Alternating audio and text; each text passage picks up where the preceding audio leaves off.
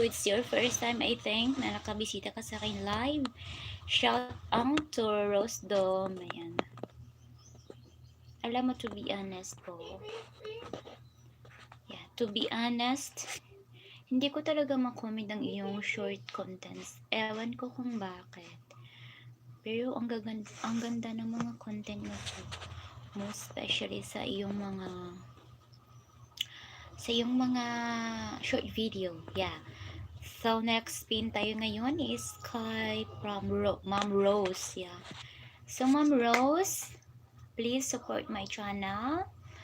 Like, share, stay my live. Kasi hindi ko pa talaga napuno ang aking watch hours.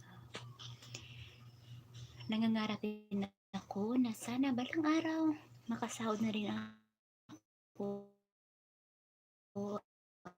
at set up